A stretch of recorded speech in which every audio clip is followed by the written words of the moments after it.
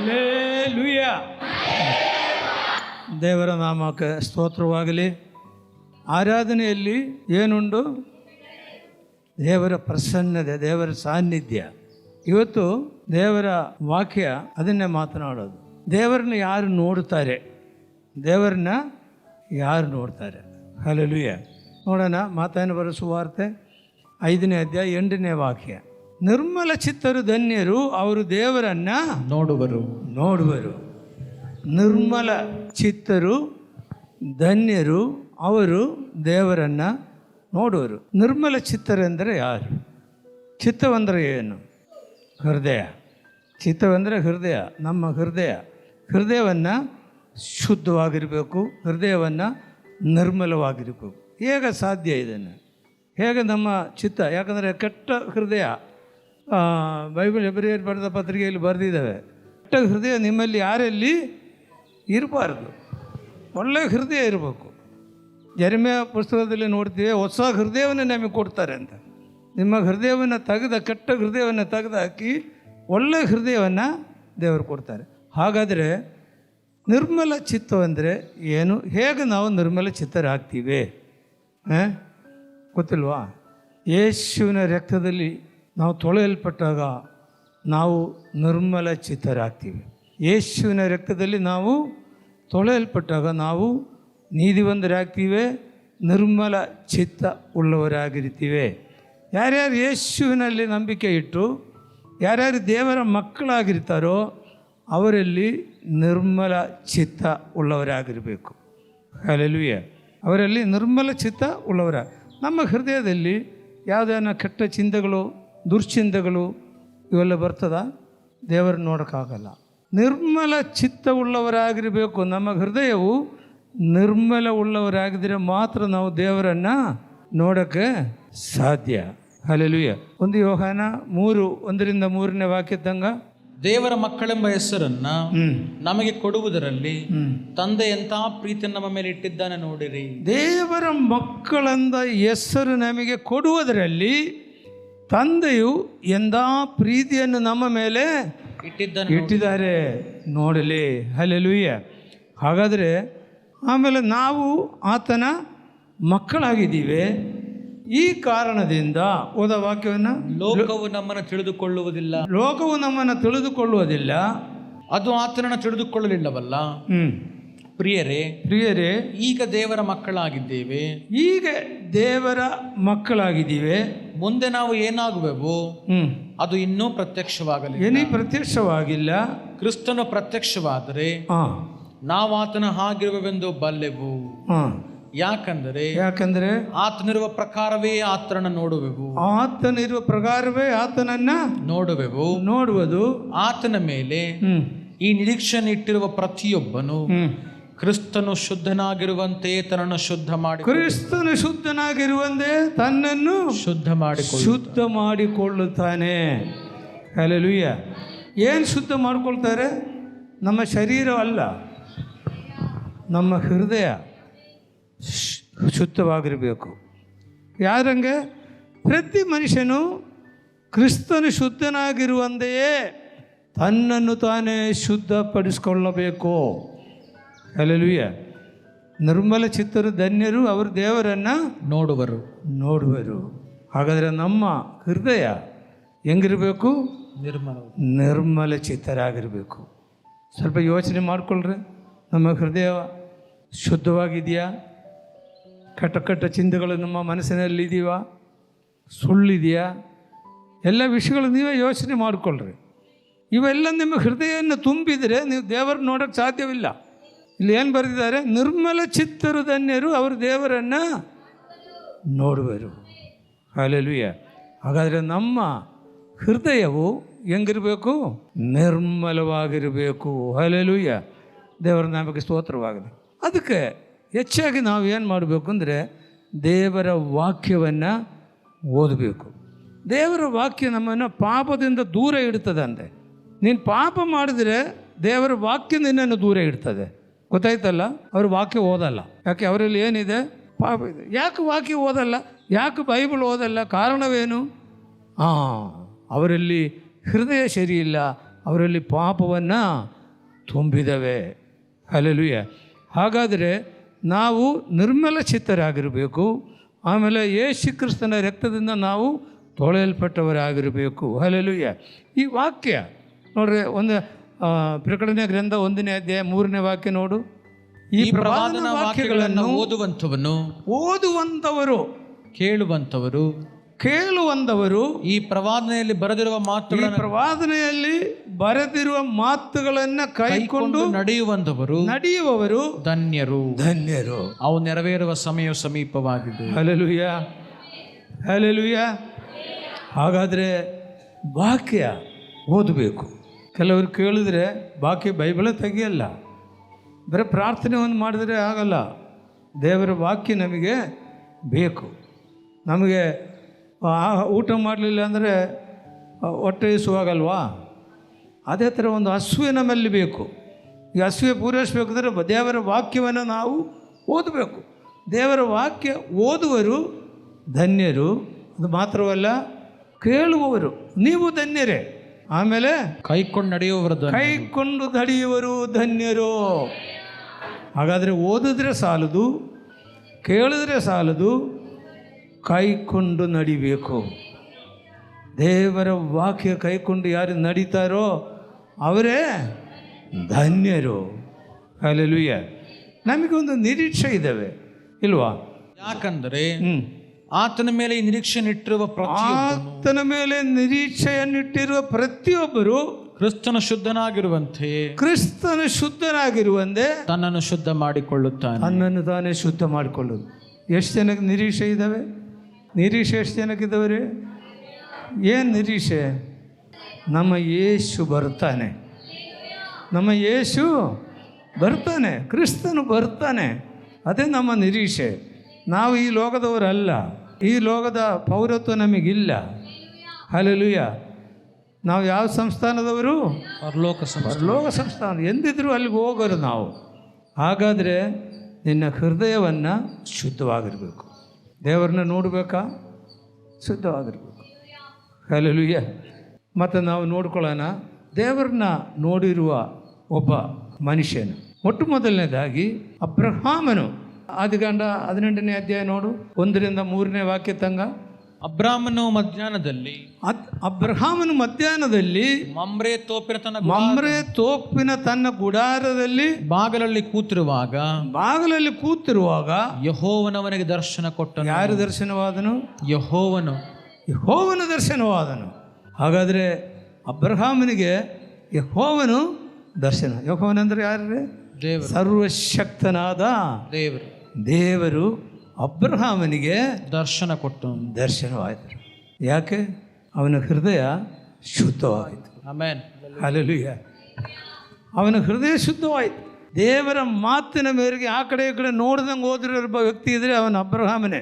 ನಾನು ಹೇಳುವ ಜಾಗಕ್ಕೆ ಹೋದಂದು ಹೊರಟು ಬಿಟ್ಟ, ಎಲ್ಲಿಂದ ಕೇಳಲಿಲ್ಲ. ಅಂತ ಅಬ್ರಹಾಮನು ಮಮ್ರೆ ಗುಡಾರದ ಬಾಗಿಲಿನಲ್ಲಿ ಕೂತ್ಕೊಂಡಾದಾಗ ಯೆಹೋವನು ದೇವರವನಿಗೆ ಪ್ರತ್ಯಕ್ಷನಾದನು. ಹಲ್ಲೆಲೂಯ. ಮುಂದೆ ಆ ವಾಕ್ಯವನ್ನು ಓದು. ಹೇಗೆಂದರೆ ಅಬ್ರಹಾಮನು ಕಣ್ಣೆತ್ತಿ ನೋಡಲು ಅವನ ಎದುರಿನಲ್ಲಿ ಯಾರೋ 3 ಮಂದಿ ಪುರುಷರು ನಿಂತಿದ್ದರು. ಇಲ್ಲಿ ಮೊದಲನೇ ವಾಕ್ಯದಲ್ಲಿ ಏನು ಬರೆದಿದ್ದಾರೆ? ಯೆಹೋವನು ಅಬ್ರಹಾಮನಿಗೆ ಪ್ರತ್ಯಕ್ಷನಾದನು. ಇಲ್ಲಿ ಏನು ಬರೆದಿದ್ದಾರೆ? 3 ಮಂದಿ ಪುರುಷರು ನಿಂತಿದ್ದರು. ಎಲ್ಲಿ ನಿಂತಿದ್ರು? ಮಮ್ರೆ ತೋಪಿನ ಗುಡಾರ. ಆತನ ಎದುರಿನಲ್ಲಿ, ಅಬ್ರಹಾಮನ ಎದುರಿನಲ್ಲಿ ಯಾರೋ 3 ಮಂದಿ ಪುರುಷರು ನಿಂತಿದ್ರು. ಅಬ್ರಹಾಮನಿಗೆ ಗೊತ್ತಾಗಿಲ್ಲ ಇದು ಯಾರು ಅಂತ. ಅಬ್ರಹಾಮನಿಗೆ ಗೊತ್ತಾಗಿಲ್ಲ ಇದು ಯಾರು ಅಂತ. ಇದು ನೋಡ್ರಿ, ಇದು ಸ್ವಲ್ಪ ನೀವು ಯೋಚನೆ ಮಾಡ್ಕೊಳ್ರಿ. ಯಾರು ಅಂತ ಗೊತ್ತಾಗಿಲ್ಲ. 3 ಪುರುಷರು ಮಮ್ರೆ ತೋಪಿನ ಬಾಗಿಲಲ್ಲಿ ಕೂತ್ಕೊಂಡಾಗ 3 ಪುರುಷರು ಬಂದರು. ಅಲ್ಲಿ ರಸ್ತೆಯಲ್ಲಿ ನೋಡಿದಾಗಲೇ ಅಬ್ರಹಾಮನ ಏನು ಮಾಡಿದರು? ನೋಡು, ಕೂಡಲೇ ಅವರನ್ನು ಎದುರುಗೊಳ್ಳುವುದಕ್ಕೆ ಗುಡಾರದ ಬಾಗಿಲಿನಿಂದ ಓಡಿ ಹೋಗಿ ಬೊಗ್ಗಿ ನಮಸ್ಕರಿಸಿದರು. ಈ ತಾಳ್ಮೆ ನಮ್ಮಲ್ಲಿದೆಯಾ? 3 ಜನ ಬಂದಾಗ ಏನಕ್ಕೆ ಬಂದಾರೆ ಏನೋ ಗೊತ್ತಿಲ್ಲ ಅವನಿಗೆ. ಯಾಕಂದರೆ ಅಲ್ಲಿ ಬೇರೆ ಯಾರು ಬರೋಕ್ಕೆ ಸಾಧ್ಯವಿಲ್ಲ. ಅದು ಮಮ್ರೆ ತೋಪಿನ ಅವ್ರ ಗುಡಾರದ ಬಾಗಿಲಿನಲ್ಲಿ ಬೇರೆ ಯಾರು ಬರೋಕ್ಕೆ ಸಾಧ್ಯ. 3 ಜನ ಬಂದರು. 3 ಜನ ಬಂದಾಗ ಅಬ್ರಹಾಮನ್ ಇದೇನಪ್ಪ ಯಾರು 3 ಜನ ಬಂದಾರಲ್ಲ, ಹೋಗಲೇ ಬಿಡು ಕಾದಿಲ್ಲ. ಓಡಿ ಹೋಗಿ ಏನು ಮಾಡಿದ್ರಂತೆ, ಬೊಗ್ಗಿ ನಮಸ್ಕಾರ. ಹೆಂಗೆ ಬಗ್ಗದು? ನೆಲದವರೆಗೆ ಬಗ್ಗಿದ್ರಂತೆ. ಸಾಷ್ಟಾಂಗ ನಮಸ್ಕಾರ ಮಾಡೋದು. ನೆಲದವರೆಗೆ ಬಗ್ಗಿದ್ರಂತೆ. ಬಗ್ಗಿ ಅವ್ರನ್ನ ನಮಸ್ಕಾರ ಮಾಡಿದರು. ನಮಸ್ಕಾರ ಮಾಡಿದ್ರು. ನೋಡ್ರಿ, ಯಾರೋ ಹೋಗ್ತಾ ಇದ್ದಾರೆ, ಓಡೋಗಿ ಅಬ್ರಹಾಮನ ಯಾರು ಸಾಮಾನ್ಯ ಮನುಷ್ಯನ? ಎಷ್ಟು ಜನ ಇದ್ದಾರೆ ಅವನ ಮನೆಯಲ್ಲಿ? 365 ಮಂದಿ ಅವನ ಹತ್ರ ಅಭ್ಯಾಸಗಳಿದ್ರಂತೆ, ಯುದ್ಧ ಮಾಡೋರು. ಆ ಅಬ್ರಹಾಮನು ಮನೆಯಲ್ಲಿ ಬೇಕಾದಷ್ಟು ಆಸ್ತಿ, ಐಶ್ವರ್ಯ, ದೊಡ್ಡ ಸಾಹುಕಾರು. ಅವನು 3 ಪುರುಷರನ್ನು ನೋಡಿದ ತಕ್ಷಣ ಏನಾಯಿತು? ಹೋಗಿ ಬಗ್ಗಿ ಅವ್ರನ್ನ ನಮಸ್ಕಾರ ಮಾಡಿದರು. ತಾಳ್ಮೆ, ಇದೇ ತಾಳ್ಮೆ ಎಂಬುದು. ಕಾಲ ಮೇಲೆ ಕಾಲು ಹಾಕೊಂಡು ಕೂತ್ಕೊಂಡಿಲ್ಲ. ಅವನು ಬಂದಿರೋದು ನೋಡಪ್ಪ ಅಂದರೆ ಆಳುಗಳಿಗೆ ಯಾರಿಗೂ ಹೇಳಿ ಕಳಿಸಿಲ್ಲ. ಬೇಕಾದಷ್ಟು ಆಳುಗಳಿದ್ದಾರೆ ಇಲ್ವಾ, ಯಾರಿಗೂ ಹೇಳಿ ಕಳಿಸಿಲ್ಲ. ಅಬ್ರಹಾಮನೇ ಓಡೋಗಿ ನೆಲದವರೆಗೆ ಬಗ್ಗಿ ನಮಸ್ಕಾರ ಮಾಡಿ, ಸ್ವಾಮಿ ದಯವಿರಲಿ, ದಾಸನ ಬಳಿಗೆ ದಯ ಮಾಡದೆ, ದಾಸನ ಬಳಿಗೆ ದಯ ಮಾಡದೆ ಮುಂದೆ ಹೋಗಬೇಡ್ರಿ. ಅಬ್ರಹಾಮನ್ ತಿಳ್ಕೊಂಡಿದ್ದಾನೆ, ಮುಂದೆ ಹೋಗ್ತಾ ಇದ್ದಾರೆ ತಿಳ್ಕೊಂಡಿದ್ದಾನೆ. ಅವ್ರು ಬಂದಿರೋದು ಅಬ್ರಹಾಮನ ಹತ್ರನೇ. ಯಾಕಂದ್ರೆ ರಸ್ತೆಯಲ್ಲೇ ಸಿಕ್ಬಿಟ್ರಲ್ಲ. ದಯಮಾಡಿ ಮುಂದೆ ಹೋಗಬೇಡ್ರಿ. ನೀವು ದಾಸನಿರುವ ಸ್ಥಳದ ಹತ್ತಿರಕ್ಕೆ ಹಾದು ಹೋಗುತ್ತೀರ. ದಾಸನಿರುವ ಸ್ಥಳಕ್ಕೆ ಹತ್ತಿರ ಹಾದು ಹೋಗ್ತಿರಲ್ಲ. ಯಾರಿರುವ ಸ್ಥಳಕ್ಕೆ? ದಾಸನು, ಅಬ್ರಹಾಮನ ಯಜಮಾನನು. ಇಲ್ಲಿ ಏನು ಹೇಳ್ತಾನೆ? ಅಬ್ರಹಾಮನ ಹೆಂಡತಿ ಸಾರಗಳು ಏನಂತಾರೆ? ಅಬ್ರಹಾಮನಿಗೆ ಯಜಮಾನ್ಯ ಅಂತಾರೆ. ಆಳುಗಳೆಲ್ಲ ಏನಂತಾರೆ? ಯಜಮಾನ್ಯ ಅಂತಾರೆ. ಆದರೆ ಅಬ್ರಹಾಮನ ಏನು ಹೇಳ್ತಾನೆ? ನಾನು ದಾಸನು. ಈ ತಾಳ್ಮೆ ಇದ್ರೇ ದೇವರು ನೋಡೋಕ್ಕಾಗೋದು. ಈ ತಾಳ್ಮೆ, ಈ ಗರ್ವ ಬೇಡ್ರಿ, ಅಹಂಕಾರ ಬೇಡ್ರಿ. ನೀನು ದೇವರನ್ನ ಬಿಟ್ಟು ಸೈತಾನ್ ನೋಡ್ತೀರಿ ಅಷ್ಟೇ. ಹಲ್ಲೆಲೂಯಾ. ನೀನು ಅಹಂಕಾರ ನೋಡಿದ್ರೆ ಸೈತಾನನ್ನೇ ನೋಡೋದು, ದೇವರು ನೋಡೋಕ್ಕೆ ಸಾಧ್ಯ ಇಲ್ಲ. ಪೂರ್ಣ ತಾಳ್ಮೆಯಿಂದ ಬೊಗ್ಗಿ ನಮಸ್ಕರಿಸಿ ಅಬ್ರಹಾಮ್ ಏನು ಹೇಳ್ತಾನೆ? ಸ್ವಾಮಿ ಎಂದರೆ. ಸ್ವಾಮಿಗಳೆಂದು ಹೇಳಿಲ್ಲ, 3 ಜನ ಅಲ್ವಾ? ಸ್ವಾಮಿಗಳೇ ಎಲ್ಲರೂ ಬರ್ರಿ ಅಂತ ಕರೆದಿಲ್ಲ, ಸ್ವಾಮಿ ಅಂತ ಕರೆದಾರೆ. ಹಲ್ಲೆಲೂಯಾ. ಸ್ವಾಮಿ ಅಂದರೆ ಯಾರು ರೀ? ಸರ್ವಶಕ್ತನಾದ ದೇವರೇ. ಕರೆದ್ರು, ಅವರಿಗೆ ಬೇಕಾದಷ್ಟು ಊಟ ಕೊಟ್ಟರು. ಸ್ವಲ್ಪ ಆಹಾರ ತಿನ್ನಿರಿ ಅಂತ ಹೇಳಿದರು. ಒಂದು ಕೊಬ್ಬಿದ ಕರುವನ್ನು ಕಡಿದ್ರು. ಆಮೇಲೆ 3 ಸೇರು ಚಪಾತಿ ಮಾಡಿದರು. ಎಲ್ಲಾಗಿ ಚೆನ್ನಾಗಿ ತಿಂದು ತೇಗ್ಬಿಟ್ಟ ಇಲ್ವಾ? ಯಾರನ್ನ ಬಂದರೆ, ಮನೆಯಲ್ಲಿ ಬಂದರೆ ಏನೂ ಇಲ್ಲಪ್ಪ, ಅಡುಗೆ ಮಾಡಬೇಕು. ಆ ಕಾಲದಲ್ಲಿ ಸ್ಟವ್ ಇಲ್ಲ, ಗ್ಯಾಸ್ ಇಲ್ಲ, ಎಲೆಕ್ಟ್ರಿಕ್ ಸ್ಟವ್ ಇಲ್ಲ, ಏನೂ ಇಲ್ಲ. ನಿಮಿಷದೊಳಗಡೆ ಮರದ ಕೆಳಗಡೆ ಕೂತ್ಕೊಂಡ್ರಂತ 3 ಜನ. ಒಂದು ಕರುವನ್ನ ಬೇಯಿಸ್ಕೊಂಡು ಬಂದ್ಬಿಟ್ರ, ಕೊಬ್ಬಿದ ಕರುವನ್ನು. 3 ಸೇರು ಚಪಾತಿ. ಸಾರ್ಲಿಗೆ ಹೇಳಿದ್ರು, ಸಾರ್ಲಿಗಾಗಲೇ 90 ವರ್ಷ. ನೀನು ಹೋಗಿ 3 ಸೇರು ಚಪಾತಿ ಮಾಡ್ಕೊಂಬಂದು. 3 ಸೇರು ಚಪಾತಿ. ಅವಳು 3 ಸೇರು. ನೀವು ಆದರೆ ಕಲಿಸ್ತೀರಾ? ಯಾರೇನು ಹೆಣ್ಮಕ್ಳು 3 ಸೇರು ಚಪಾತಿ ಹೋಟ್ಲಿಗೆಲ್ಲ ಕಲಿಸ್ತಾರಿಲ್ಲ. ಅಷ್ಟು ವಯಸ್ಸಾಗಿರೋ ಸಾರಳು 3 ಸೇರು ಚಪಾತಿ ಹಿಟ್ಟನ್ನು ಕಲಸಿ ರೊಟ್ಟಿಯನ್ನು ಮಾಡಿ ತಗೊಂಬಂದರು. ಒಂದು ಕೊಬ್ಬಿದ ಕರುವನ್ನು ಕಡಿದು ರೆಡಿ ಮಾಡಿ ತಂದು ಮುಂದೆ ಇಟ್ಬಿಟ್ರು. ಎಲ್ಲ ಖಾಲಿ ಮಾಡಿಬಿಟ್ಟ. ಹಲ್ಲೆಲೂಯಾ. ಎಲ್ಲ ಖಾಲಿ ಮಾಡಿ ಏನಂತ ನೋಡ್ರಿ, 13ನೇ ವಾಕ್ಯ ನೋಡು. ಯೆಹೋವನ ಅಬ್ರಹಾಮನಿಗೆ ಸಾರಳು. ಯಾರು ಅಬ್ರಹಾಮನಿಗೆ? ಯೆಹೋವನು ಅಬ್ರಹಾಮನಿಗೆ ಬಂದಿರೋದು ಎಷ್ಟು ಜನ? 3 ಜನ. ಯೆಹೋವನ ಅಬ್ರಹಾಮನಿಗೆ. ಹಾಗಾದರೆ ಇಲ್ಲಿ ಏನು ಇದ್ರೆ ಸ್ಥಾಪಿತವಾಗಿತ್ತು ಗೊತ್ತಾ? ನಾವು ತ್ರಿತ್ವವನ್ನು ನಂಬುತ್ತೀವಿ, ತಂದೆ, ಮಗ, ಪೌತ್ರಾತ್ಮನ. ಇಲ್ಲಿ ಯೆಹೋವನು ಅಂತ ಹೇಳ್ತಾರೆ, ಆಮೇಲೆ 3 ಪುರುಷರು ಅಂತ ಹೇಳ್ತಾರೆ. ಸರ್ವಶಕ್ತನಾದ ದೇವರೇ ಬಂದಿದ್ದಾನೆ. ಹಲ್ಲೆಲೂಯಾ. ಅಬ್ರಹಾಮನು ಗೊತ್ತಿಲ್ಲದಲೆ ದೇವರನ್ನು ಅಧಿಸಲ್ಕಾರವನ್ನು ಮಾಡಿ ಆಶೀರ್ವಾದವನ್ನು ಪಡ್ಕೊಂಡ್ರು. ಹಲ್ಲೆಲೂಯಾ. ಅಬ್ರಹಾಮನು ಯಾರನ್ನು ನೋಡಿದರು? ಸರ್ವಶಕ್ತನಾದ ದೇವರನ್ನು, ಅಬ್ರಹಾಮನನ್ನು ನೋಡಿದರು. ಹಲ್ಲೆಲೂಯಾ. ಹಾಗಾದರೆ ದೇವರ ನೋಡೋಕೆ ಏನಾಗಿರಬೇಕು? ಶುದ್ಧ ಹೃದಯ ಇರಬೇಕು, ತಾಳ್ಮೆ ಇರಬೇಕು ಇಲ್ವಾ? ಅತಿಥಿ ಸತ್ಕಾರ ಮಾಡುವರಾಗಿರಬೇಕು, ಪ್ರೀತಿ ಇರಬೇಕು. ಇವೆಲ್ಲ ನಮ್ಮ ಹೃದಯದಲ್ಲಿದ್ದೀರಿ, ನೀನು ದೇವರನ್ನ ನೋಡ್ತೀರಾ? ಹಲ್ಲೆಲೂಯಾ.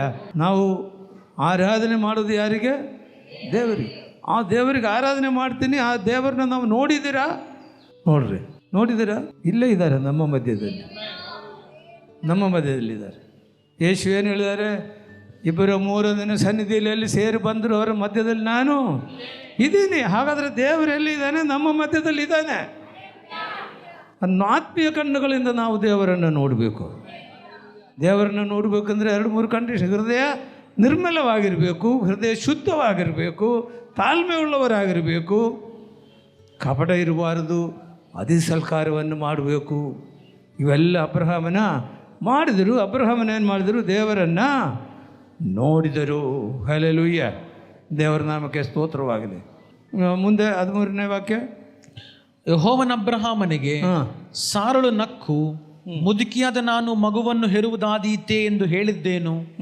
ಯೆಹೋವನಿಗೆ ಅಸಾಧ್ಯವಾದದ್ದುಂಟೋ? ಯೆಹೋವನಿಗೆ ಅಸಾಧ್ಯವಾದದ್ದುಂಟೋ? ಹಾಗಾದ್ರೆ ಯಾರು ಬಂದಿರೋದು? ಸರ್ವಶಕ್ತರಾದ ದೇವರು. ಸರ್ವಶಕ್ತನಾದ ದೇವರು ಅಬ್ರಹಾಮನಿಗೆ ಪ್ರತ್ಯಕ್ಷನಾದನು. ಅಬ್ರಹಾಮ್ ನೋಡಿದರು. ಅಬ್ರಹಾಮ್ ಮಾತ್ರವಲ್ಲ, ನಾವು ನೋಡಬೇಕು. ಅಬ್ರಹಾಮನಲ್ಲಿರೋ ಗುಣಲಕ್ಷಣ ನಿನ್ನಲ್ಲಿದ್ದರೆ ನೀನು ನೋಡ್ತೀರಾ. ಹಲ್ಲೆಲೂಯಾ. ಏನಿಯಪ್ಪ ದೇವರ ಭಕ್ತ ಇದ್ದಾನೆ, ದೇವರು ನೋಡ್ರವನು. ಯಾರು ಗೊತ್ತಾ? ಮೋಶೆ. ನೋಡ್ರಿ, ಮೋಶನ ಗಂಡ 33:18ನೇ ವಾಕ್ಯದಿಂದ, ನಿನ್ನ ಮಹಿಮೆಯನ್ನು ದಯಮಾಡಿ ನನಗೆ ತೋರಿಸು. ದಯಮಾಡಿ ನಮಗೆ ತೋರ್ಸಪ್ಪ. ದೇವರ ಮಹಿಮೆ ಮೋಶೆ ಕೇಳ್ತಾ ಇದ್ದಾನೆ, ನಿನ್ನ ಮಹಿಮೆ ನನಗೆ ತೋರಿಸು. ಯಾಕೆ? ಯಾವಾಗಲೂ ದೇವರ ಹತ್ರ ಮಾತಾಡ್ತಾ ಇದ್ದಾರೆ. ಪ್ರತಿಯೊಂದು ಮೋಶೆಗೆ ಇನ್ಸ್ಟ್ರಕ್ಷನ್ ಕೊಡ್ತಾರೆ. ನಿನ್ನ ಮಕ್ಕಳನ್ನು ಹೆಂಗೆ ನಡೆಸಬೇಕು, ಹೆಂಗೆ ಕರ್ಕೊಂಡು ಹೋಗ್ಬೇಕು.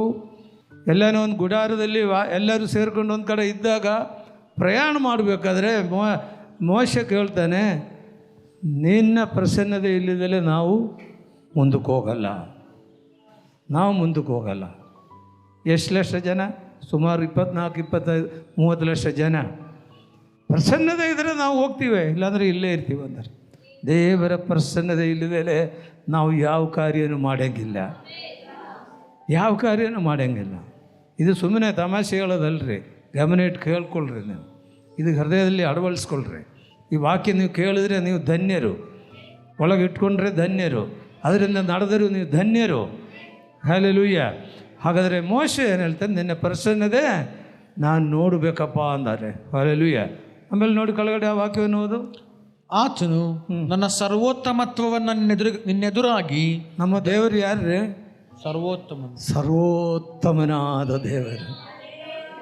ಇಡೀ ಪ್ರಪಂಚದಲ್ಲಿ ಯಾರೂ ಇಲ್ಲ ಆತನಂದ ಉತ್ತಮನಾದ ಒಬ್ಬ ದೇವರು, ಸರ್ವೋತ್ತಮನಾದ ದೇವರು.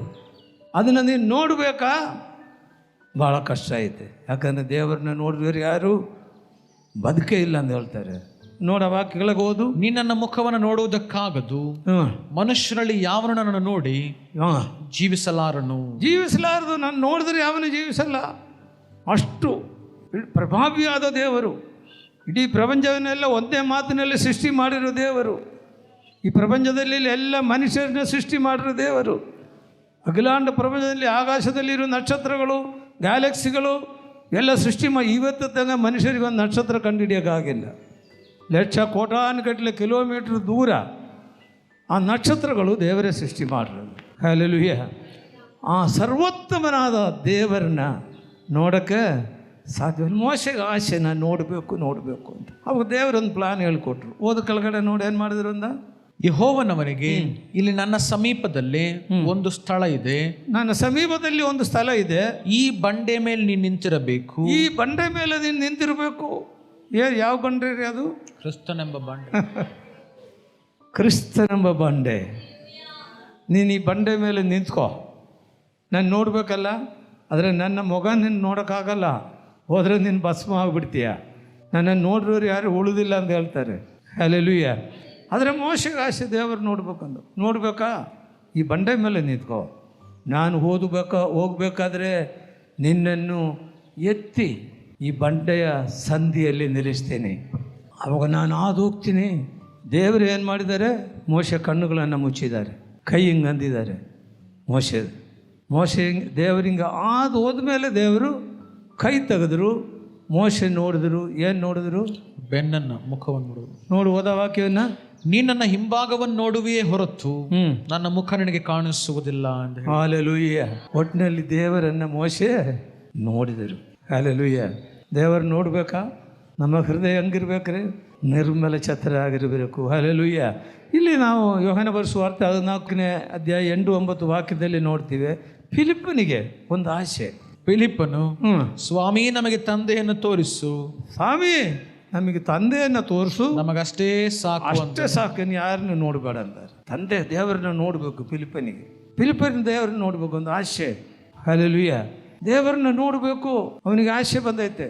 ಅವಾಗ ಯೇಸು ಏನು ಹೇಳ್ತಾರೆ ನೋಡು ಅವನಿಗೆ, ಫಿಲಿಪ್ಪನೇ, ನಾನಿಷ್ಟು ದಿವಸ ನಿಮ್ಮ ಸಂಗಡ ಇದ್ದರು, ನಾನು ಇಷ್ಟು ದಿವಸ ನಿನ್ನ ಸಂಗಡ ಇದ್ದರು ನೀನು ಇನ್ನೂ ನನ್ನನ್ನು ಅರಿತುಕೊಳ್ಳಲಿಲ್ಲ, ಏನೂ ನನ್ನನ್ನು ಅರ್ಥಕೊಂಡಿಲ್ವಾ? ನನ್ನನ್ನು ನೋಡಿದವನು ತಂದೆಯನ್ನು ನೋಡಿದ್ದಾನೆ. Hallelujah, hallelujah. ಯಾರು ಯೇಸುವನ್ನು ನೋಡಿದಾರೋ ಅವರು ತಂದೆಯನ್ನ ನೋಡಿದ್ದಾರೆ. ಹಲ್ಲೆಲೂಯ.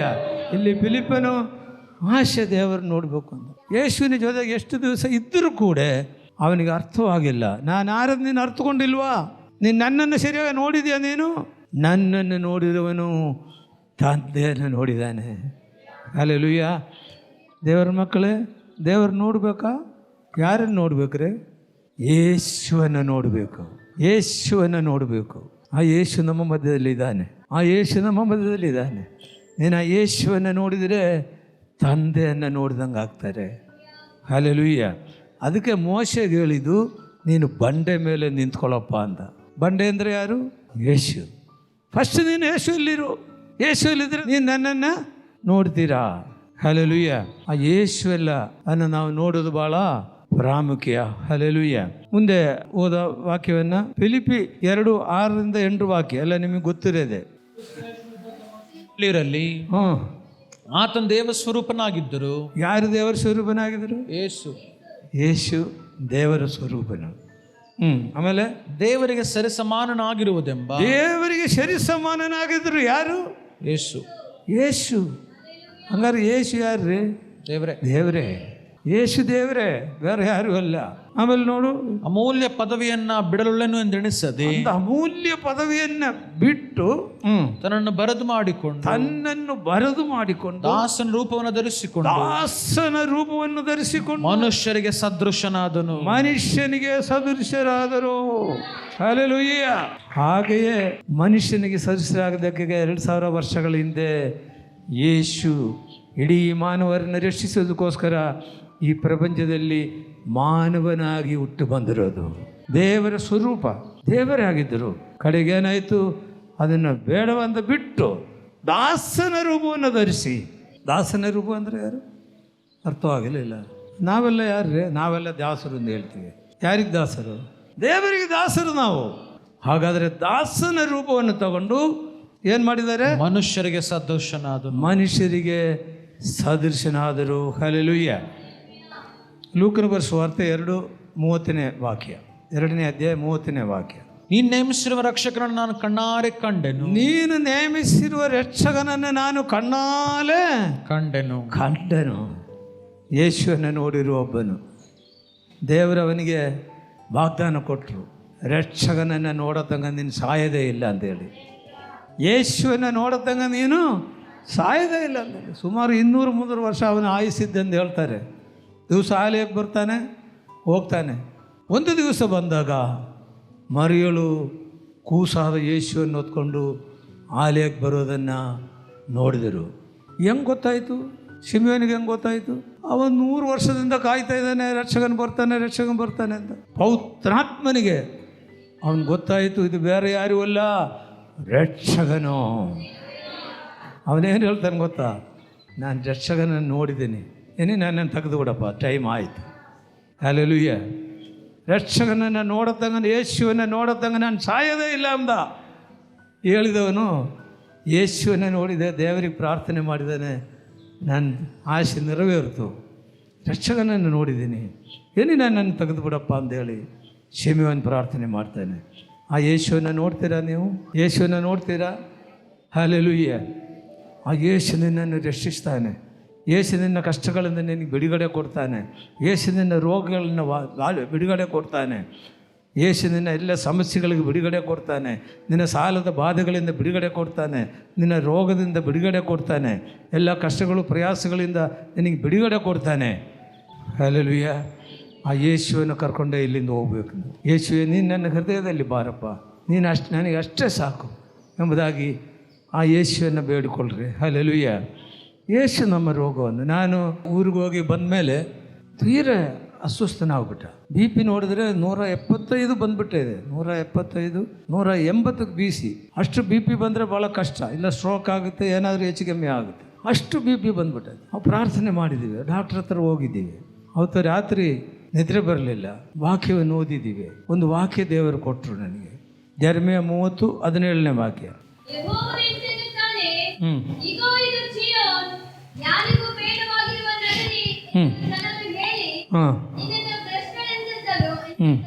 ನಾನು ಸಹಿಸಲಾರದೆ ನಿನ್ನಗೆ ನಿನ್ನನ್ನು ಗುಣಪಡಿಸಿ ನಿನ್ನ ಬಾಸುಂಡೆಗಳನ್ನು ವಾಸಿ ಮಾಡುವೆನು. ಹಲ್ಲೆಲೂಯಾ.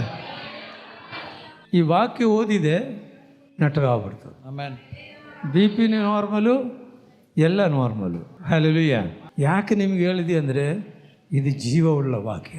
ಇದು ಓದುವರು ಧನ್ಯರು, ಕೇಳುವರು ಧನ್ಯರು, ಅದರಿಂದ ನಡೆಯುವರು ಧನ್ಯರು. ನಂಬಬೇಕು. ಈ ವಾಕ್ಯ ಓದಿದ ತಕ್ಷಣ ದೇವರು ನೀನು ನನ್ನನ್ನು ಮಾತಾಡಿದ್ರಲ್ಲಪ್ಪ. ರಾತ್ರಿ ಎಷ್ಟೋ 1-1:30 ಗಂಟೆಗೆ ಹೇಳ್ತಾ ಇರೋದು ನಾನು. ಎದ್ದು ಕೂತ್ಕೊಂಡು ಬೈಬಲ್ ಓದ್ತೀನಿ ನಾನು. ಈ ವಾಕ್ಯವನ್ನು ದೇವರು ಕೊಟ್ಟ ಮೇಲೆ ನಾನು ಎಲ್ಲ ಬಿ ಪಿ ಎಲ್ಲ ನಾರ್ಮಲ್ ಆಗುತ್ತೆ, ಪೂರ್ಣ ಬಿಡುಗಡೆ. ಹಲ್ಲೆಲೂಯಾ. ದೇವರ ವಾಕ್ಯವು ಸಜೀವವಾದದ್ದು. ದೇವರ ವಚನವನ್ನು ಕಳಿಸಿ ಸೌಖ್ಯ ಮಾಡುವ ದೇವರು. ಆ ಯೇಸುವನ್ನು ನೀವು ಸ್ವೀಕಾರ ಮಾಡಿರಿ. ನನ್ನ ಅನುಭವದಿಂದ ಹೇಳ್ತಾ ಇದ್ದೀನಿ, ವಾಕ್ಯ ಓದೋದನ್ನು ಬಿಡಬೇಡ್ರಿ.